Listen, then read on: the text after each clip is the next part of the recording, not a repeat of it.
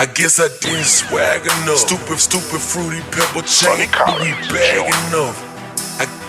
I guess I didn't swag enough. Stupid fruity pebble chain. We bag enough. Poppin' tan model BC couldn't brag enough. Poppin' tan model BC couldn't brag enough. Poppin' tan model BC couldn't brag enough. Poppin' tan model BC couldn't brag enough. I guess I didn't swag enough. Stupid fruity pebble chain. And welcome once again to another episode of the Horizon Roundtable. I am Bob McDonald, and joining me is my co-host Jim Sarro. Hey Bob, I'm super excited about today's guest on the podcast. All the great players that have come through the Horizon League through the years, we're gonna be hard pressed to find one as good as this. And so I'm super excited for today's guest. Bob, who do we got? Well, in a minute. This might be the one where I end up retiring, by the way. Jim, you can find on Twitter at Jim Sarro. You can find us on the web at horizonroundtable.com. You can pull up all links to all our social sites and sites where podcasts are available at horizonroundtable.com/subscribe. Become a patron, patreon.com/horizonroundtable. The summer features are up. James Moon just posted his feature on Alex Hubricks. We got one next week from Giovanni Mocheri about some of the voices across the Horizon League. So become a patron, little as $1 a month. Patreon.com/Horizon Roundtable. And Jim, to your point, when we started this podcast about a little more than a decade ago, this is the one guest that I have been waiting a long time to have on, and here he is. Cleveland State legend, two-time NBA champion, Norris Cole. Norris, thank you very much for joining us. Like I said, this is kind of the pinnacle for me. Can't get any better than this. I appreciate that. Thanks for having me. I'm glad to be here. All right. So I have no concept of time because we're recording this in the middle of a championship run for you, Norris. This time you're on the, and hope I'm saying this correctly, Pennyroll. Is that the name of the team? Yes. And we're recording this the day after they took a 1-0 lead in the championships in the top tier league in Uruguay. As somebody who's been in this position many times, what do you tell your teammates who are experiencing this for the first time to lock them in? Well, just do what got us here. You know, we're the number one seed. You know, and so. Just do exactly the habits that, been doing all season. We don't do anything new. Just do what got us here and let our game do the talking.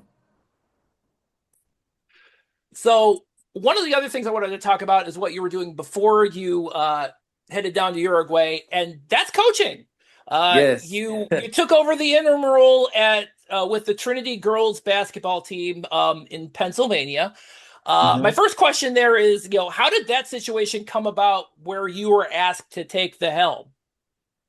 Well, my wife set me up with that job. She went to that high school, and the coach had got sick, like almost right before the season. So I had 2 weeks to get them, 2 weeks to get them ready for the season. And so, they called my wife, and we put it together.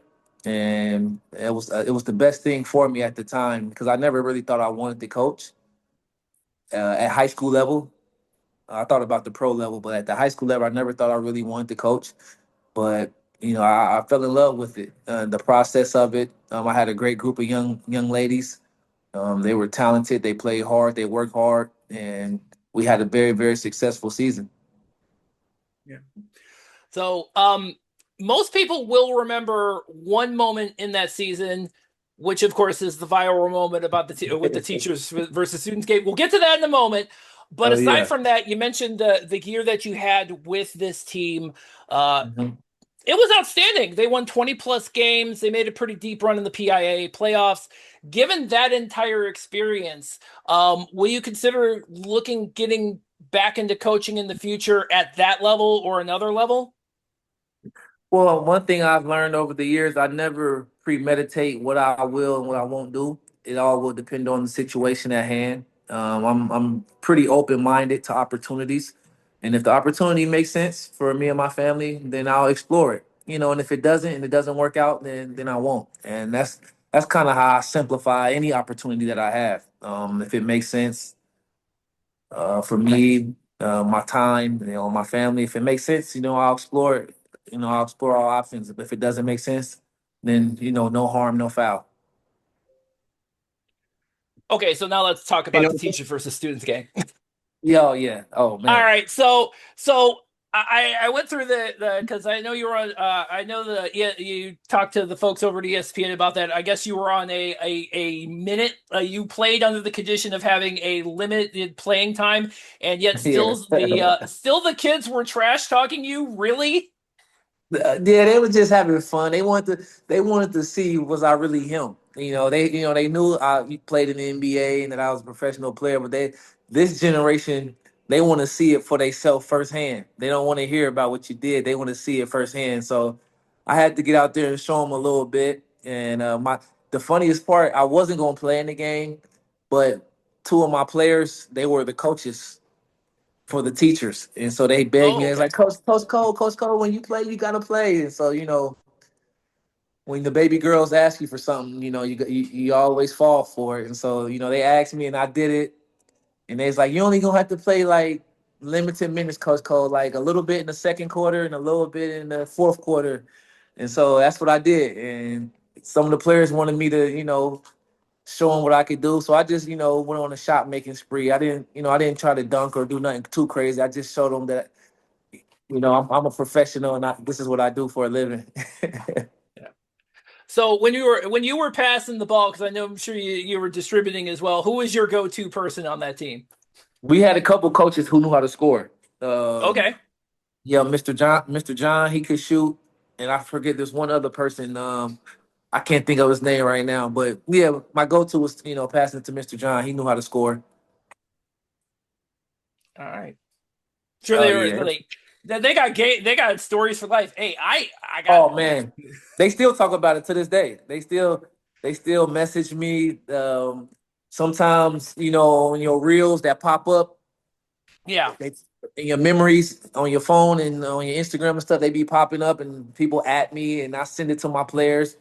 The parents, they thank me for the opportunity and they let me know how much the whole experience, that we all went through last year that they appreciated. So it was a fun time. It was something that they'll remember forever, but I will too. I was having just as much fun as they was having. hey Norris, I want to take it back to the beginning of your Horizon League era. The legend has it that you were going to be a football player at Walsh until Coach Waters came. Do you ever stop and think like all the stuff that's happened to you since then may have been totally different? We may have been talking about an NFL podcast or something. Is that do you ever reflect back on just the opportunity and how it changed your life? I do. I do. I think about it all the time. That's why I appreciate Coach so much, Coach Waters. I tell him every time I see him, I tell you, all right, man, Coach, I appreciate you so much because it definitely changed my life, giving me that opportunity to play Division I basketball. Uh, I do feel like I could have played both sports. At Walsh, I was going to play football and basketball. They were open to that, but I believe I made the right decision playing basketball. It's easier on my body.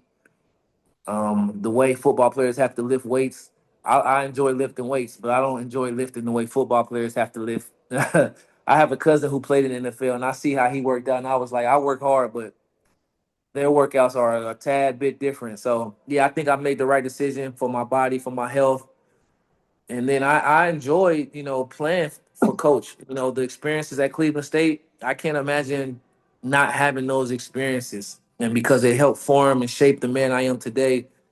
Not just the basketball part, but the success class that Coach used to hold for us every week. The relationships that I built on campus with the tutors and the instructors, the professors, the provost, the president.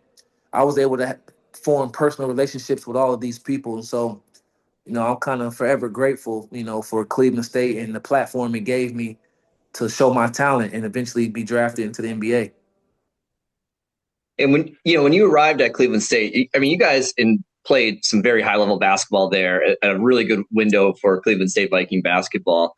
who was kind of the player that set that standard, for young guys like you coming in? Was there somebody that, in addition to everything that Coach Waters was doing, were there any of the guys on the team that you're like, okay, I gotta be like so and so in terms of the way I carry myself and the work I do? Because you had a major jump from your freshman to your sophomore year. Was there somebody on the team that was kind of like setting the tone? Yeah, so this is why I love Coach. Coach was a genius. So when I was a freshman, my roommate was the captain, Janathan Bullock. Okay. And Coach was like grooming me to take over when Janathan left. And so I became the captain when Janathan left. So Janathan showed me how to, work out consistently, how to become trustworthy, with the coaching staff, how to be consistent every day. Because I used to wonder, like, why does coach draw the play up for Janathan every time in the crunch time? Why is it that every time somebody needs to talk, he always call on Janathan, hey, talk to your team? I always wonder why, and I asked Janathan, like, why coach always pick you? And he was like, well, because coach trusts me the most because I work the hardest. He's like, you don't see it. He said, because you'll be asleep. He said, but I'm in here at 6:30 every morning. I'm in here at 12 o'clock in the afternoon, every afternoon, and I'm in here after practice. So I'm working out 3 times a day plus practice, which is 4 times a day. He said, so that's why coach trusts me. And he showed me how to work out like that, So I got on that regimen right away. And that's how I made that big jump from my freshman year to my sophomore year, because it's called structure. I just had to learn how to structure my time in college, and Janathan is the one who taught me that. And once he left, I was ready to take over. I was a freshman and sophomore. I had 2 years up under him to watch him and learn everything I needed to learn. And then my natural talent plus the work ethic structure that he had taught me, it took off. I assume Janathan also taught you how to lift like a football player, because he was jacked back in the day. He was an immovable object. Honestly, we all worked out at Cleveland State. Janathan was blessed though. He was Yeah. naturally like that. I mean, he did lift Okay. weights, but he was naturally built like that. For me, I wasn't. So what I did was I was on the calisthenics plan. Nobody knew it at the time, but I was doing 200 push-ups every day. I would do 100 in the morning and I would do 100 before bed from freshman year to my senior year. And it went from doing sets of 25 to sets of 40 to sets of 50, where I could do knockout quick 50 straight, take 30 seconds, another 50 straight, start my day. Before bed, same thing, 50 straight, sip of water, another 50 straight, jump in the bed, go to bed. And I would do that every day. So when you're doing that on top of the weights that the whole team is doing, your strength and your cardio, it increases. And so that's what I was doing when nobody was watching. Nobody knew it, but I was doing push-ups like crazy in my room. One of your other early teammates, that since he brought up Nathan Bullock, and that makes perfect sense knowing Jable as I do.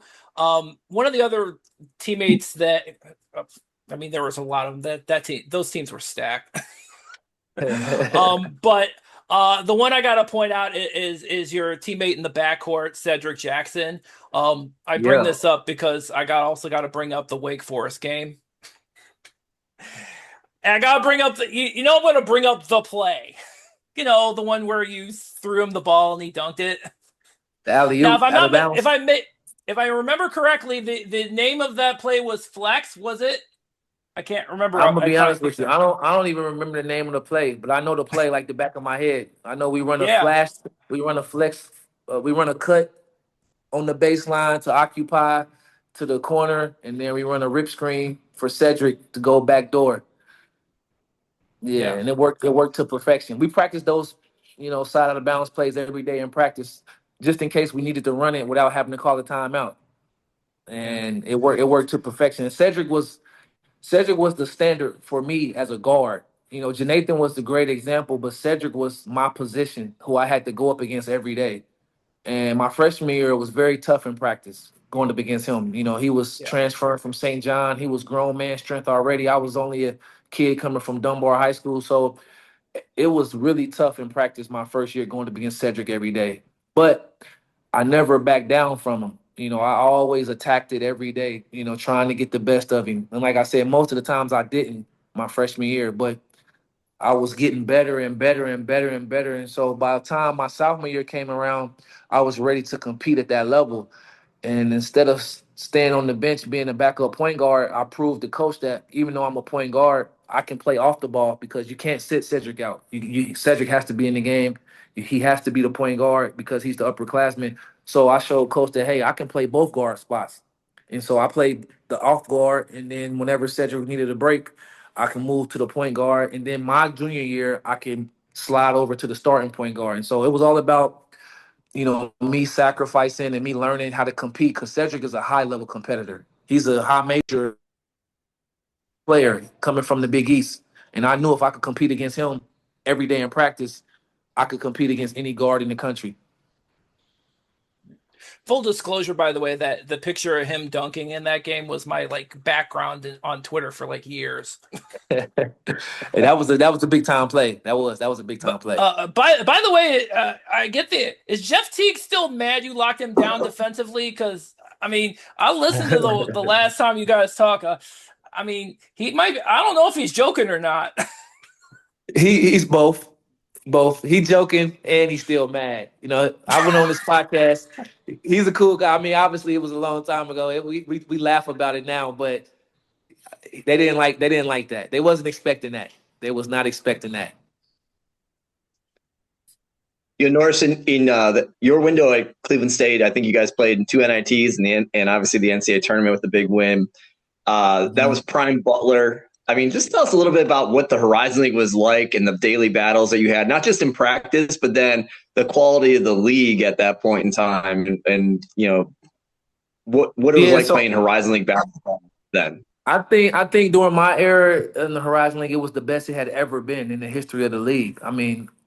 A lot of us went pro. A lot of the guards in the league during my tenure and kind of the year after went pro. So obviously Butler was the standard. Gordon Hayward, Shelvin Mack, and then you had myself who was high level. But then you had guard Ray McCollum up in Detroit. He was tough. And then you had the guards in Milwaukee were always really good. They were always tough, and they ended up playing overseas. Franklin was one of the best guards in the Horizon League for Milwaukee. And then Green Bay had 2 of the top guards too, with Fletcher and Perini. So and they both played, stints of playing pro ball. And then you had Wright State with Von Duggins. Von was one of the best shooters in the league in the country. So yeah, the Horizon League was very, very tough back then. Every night you had a matchup. And then of course Detroit, they also had big Eli Holmes. He's been playing pro. I've played against him overseas several times. So it was a lot of and Matt Howard played, long pro career. He was in Israel playing Euro Cup, Euro League basketball. So it was a lot of pros at the time in that league. It was a high level league. And so, it definitely forced you to have to be on your game. And that's why I loved it. I love the competition. Bob, is it all right if I follow up on that? Oh, go ahead. Yeah, absolutely. So Norris, your senior year, obviously player of the year in the Horizon League. You led your team in assists and steals. You're also defensive player of the year. Rare is it that we see the defensive player of the year and the player of the year be the same player. Where was that always you as a guy that just learned to play both sides of the ball? Was there, somebody, was that Coach Waters? Tell us a little bit about how important it was to you to just be that complete player as opposed to just a scorer or just a facilitator. Well, I learned basketball in the Pee Wee stages. I learned how to play both. That was a requirement for the organization I played for. I grew up playing for the Salvation Army, and my coach, Coach Bill Winters, it was mandatory that you play fundamental on offense and fundamental on defense and compete at a high level. And it was the same thing when I went to Fairview Middle, Miss Taylor, and then Coach Pullen at Dunbar. It was very important to have we called it a competitive nature. Some call it being feisty or whatever, but we call it competitive nature. And so that goes for both ends of the court. And my defense was a little bit ahead of my offense as I got to playing higher levels. And that's kind of because I kind of worked on conditioning more and more.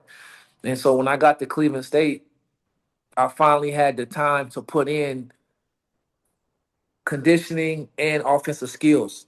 And like I told you before, I never knew how to work out until I got with Janathan. I never really knew how to work out, but I always knew how to run and go for a run and, be in shape and stuff like that. And so once I learned to be in shape and work on my skills, it was no reason why I couldn't do both. And so my goal that year was to do both. I wanted to dominate on offense and I wanted to dominate on defense.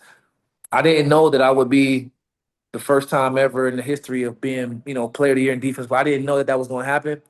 But I knew that I had a chance because I knew I was in the best shape. I knew nobody was in better shape than me. I could play very hard defense, and then I can be high octane on offense. And I think that's why I was able to do it because of the conditioning and then learning how to work out on my offensive skills. So, during your college career, I'm sure there, Cleveland State fans can pick out a number of different memories. Probably the 41 point, 20 rebound and 9 assist game against Youngstown State. I know that's the most popular one, but I actually there are two that your senior year that stick out to me. And the first one is from November of 2010. You guys are playing Akron, and you hit him with the left hand. You hit a left-handed dunk on Zeke Marshall, and Zeke, for those of you who do not know, is a legit 7-footer. Dude was a blocking machine at Akron, and you were able to get the and one dunk on him. I remember Michael Regai was the was doing the TV play-by-play on that game, and he went nuts. I'm sure you've seen that the replay of that at the time. Did you think it was going to get that kind of reaction? I didn't really know. I just knew that if I had a chance to get to the open court, I was going to dunk it. That was, I knew, he is a shot blocking machine, but I knew that if I got a running start like I did, I knew I could dunk it over him. And it was a big momentum play. And that's back when, I had young legs back then. I had plenty of bounce. So, yeah, it was a big time play. That game was a close game. So that Yeah, dunk was like a momentum swinger for the game. And so I was just trying to create momentum for our team. yeah. All right. I The bet I second bet I one know is the second game. I know the second game you're gonna say. I was gonna say West Virginia, actually. Okay. This one's personal for me because like most of my mom's family lives in West Virginia, and I have one uncle who is a Mountaineer partisan, and he saw the game, and this is when I was still on Facebook at the time. Thank God I'm not there anymore. But he was sitting there talking trash, and I'm like, all right. And then you hit the 3-pointer to tie the game. You guys eventually lost the game, but he called me up after the game. He's like, "Oh yeah, those guys aren't too bad." I'm like, "Yeah, I know. I pay attention." So, Which game? My junior year or senior year? the Because we played them the both. one at West Virginia, the one at West Virginia. Yes, sir. Um, Yes, sir. but yeah, that was kind of the game, because that was the game that I was like, "Yep, that I." What was it like, kind of going into that environment with a West Virginia team? And if I recall correctly, this is the team that just came off a Final Four the year before, and that place is a tough place to play still. What was it like to go into there and go toe to toe with that team?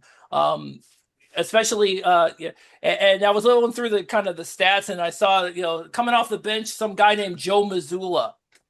That's ain't that funny? He the head coach of the Yeah, Celtics now. That's a small world. yeah, It was great. We was used to playing high major teams though. I mean, we played so many high major teams at Cleveland State. That was one of the things when coach recruited me. He was saying we're going to play a high major schedule. So we went in there expecting to win. The year before, they had beat us by 2 points at the buzzer yeah. at Cleveland State. And I had a pretty good game that game. So we went in there expecting to win. We wasn't able to come out with the victory, but we competed well. And I always wanted to show every chance I got against the high majors that I can compete at that level. Yeah. I always had that motivation when we play against the high major teams to show like, hey, you know, we're at that level too.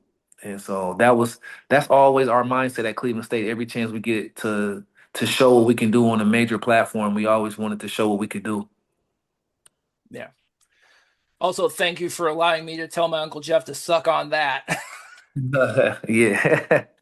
He's not going to listen to this. I'll let you say that. Hey, Timeless. Uncle Jeff, he said it, Uncle. I didn't say it.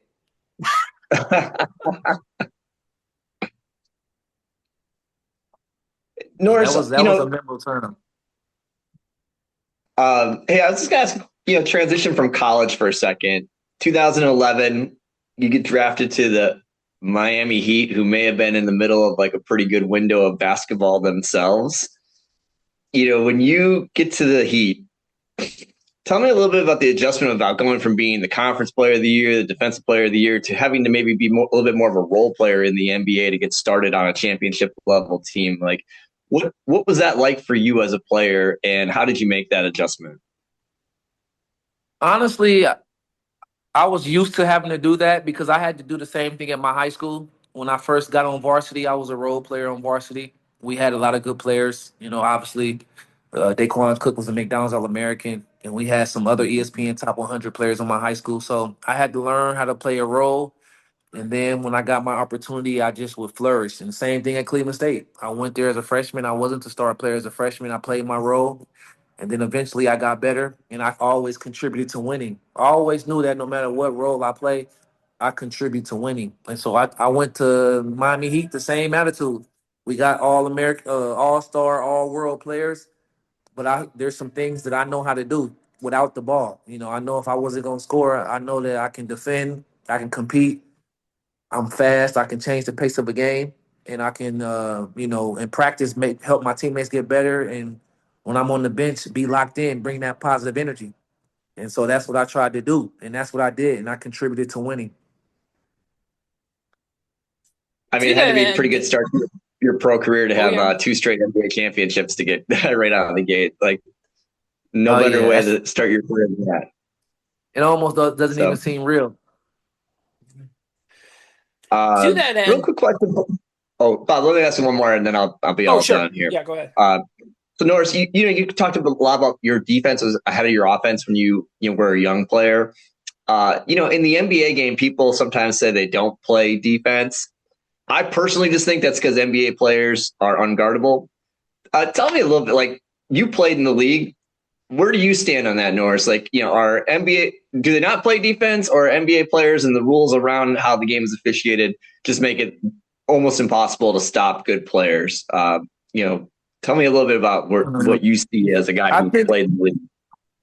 I think it's a combination of both. There are some guys that are kind of like unguardable, but most of the defense is an effort thing, and you have to make up in your mind. You can't say a guy is a top level athlete and can score those type of points and then turn around and say that they can't play defense. That don't make sense. So you have to want to play defense. And then the rules have changed that it does make it more difficult when you can't, touch a guy, or when referees can be tricked into foul baiting and stuff like that. It makes it tougher to play defense. But at the end of the day, you can play defense in the league. And these guys, you can guard them and make it tough. Now, some guys are going to make tough shots, but you can still make it tough for them. Just look at Stephon Castle and how he plays defense. Caruso, Lou Dort, guys like that, they play hard defense. And every now and then the offensive guy still makes the shot, but it makes the game more competitive and more fun to watch. And so to say that all of these guys are just unguardable, no, no, no. You can still play defense on them and make the game difficult. It's just a matter of want to, and you have to know how to. A lot of guys, Yeah. come in. They're drafting so young now, which is I kind of don't like it. But they draft so young, where you have guys coming from 1 year or 2 years removed from high school. They don't have enough defensive habits to know how to play Mhm. defense. And now you're asking them to play against the top guys in the world. Of course, they're not going to be able to play defense because they don't have the foundation to play defense. So, looking at the history of the Horizon League, there are only a handful of players that can say that they were first round NBA picks. And in Cleveland State, it's even fewer than that. I can count them with 3 fingers. I'm sure you've been asked over the years about being a part of that exclusive club in the annals of Cleveland State basketball, but as time passed and you've put years of pro experience in, do you feel like that distinction is more or less significant to you that it's happened? Hey, you kind of got choppy. Can you ask me that again? I couldn't hear you. Yeah, sure. So, you know, as time has passed and you put you put years of pro experience in, do you feel like the distinction of being a first round draft pick from Cleveland State is more or less significant to you as time goes on? No, I mean it's always significant because that's how that's my job. That's how I feed my family. So being drafted first round is how I been able to sustain a life. I never had any other means of employment other than playing basketball. So that was my first means of employment. So it'll always be significant. And then, as a first round pick, you get guaranteed money. So, that'll always be significant. From a prestigious standpoint at Cleveland State, it's significant because it shows that you don't have to always go to a blue blood to be a great player. You can be a mid-major player and develop and still accomplish your goals. And so, yeah, it'll always be significant in every way, from an inspiration to the next generation, from applicable for my personal life, it'll always be significant. For my school, for Cleveland State itself, for coaches coming behind Coach Waters who want to recruit guys to come there, from the Horizon League as a league itself is showing that you can come to the Horizon League and still accomplish your goals as a pro athlete.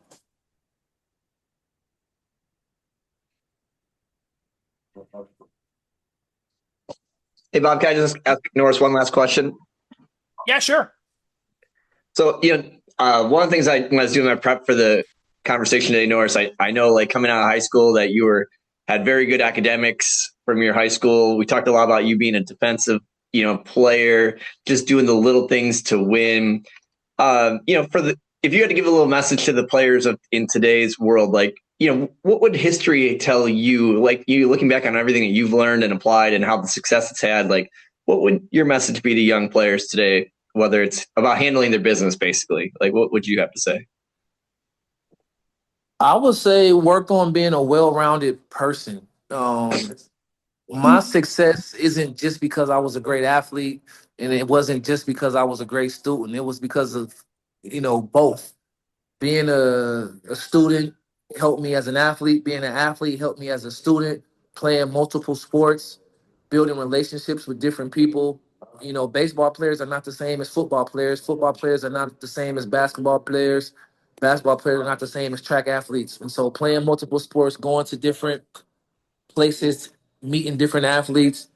In school, when you're one of the smart ones, meeting other smart people and building relationships with them, learning how to communicate with more than just the jocks or the athletes. I think being a well-rounded person is what I would say is what I would deliver to a younger person growing up. If they want to accomplish any type of goal, I would say be well-rounded because this world is not one way. The world constantly changes, and you have to be able to adapt and be able to communicate with different types of people. And so, being a well-rounded person, I think, will help any student athlete and playing multiple sports, not specializing. So,